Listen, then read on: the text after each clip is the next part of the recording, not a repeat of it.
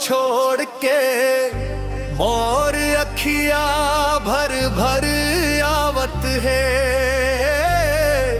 तोर नाव ला ले ले रोवत है।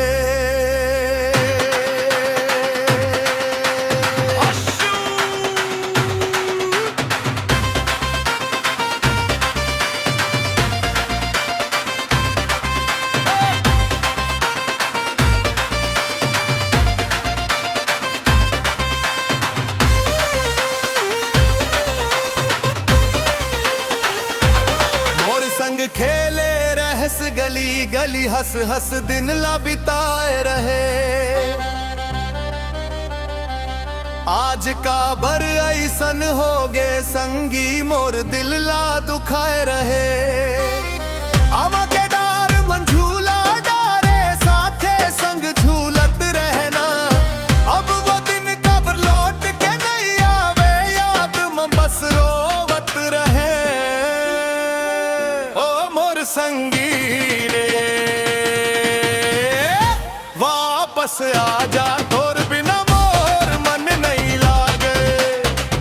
ओ मोर संगी रे वापस आजा तोर बिना मोर जिंदगी सूना लागे।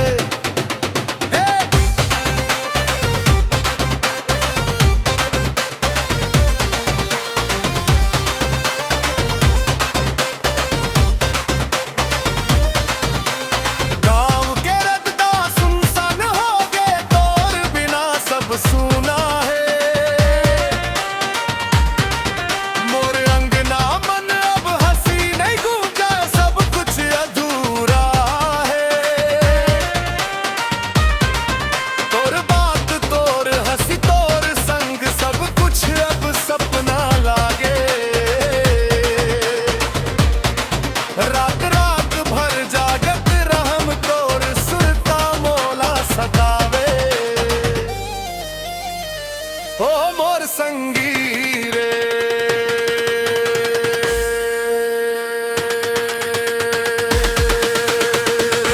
वापस आजा तोर बिना मोर मन नहीं लागे। ओ मोर संगी रे वापस आजा तोर बिना मोर जिंदगी सूना लागे।